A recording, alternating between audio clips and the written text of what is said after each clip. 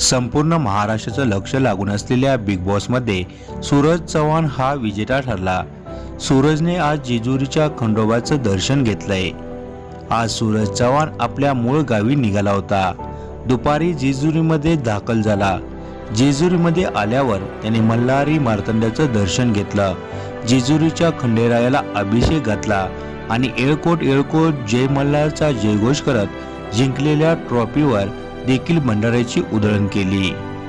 सूरज चव्हाण हा त्याच्या मूळ गावी म्हणजे बारामतीमध्ये मूर्ती मांडवे या ठिकाणी जात होता। त्यावेळी जेजुरीच्या खंडेरायाचं त्यानं दर्शन घेतलं।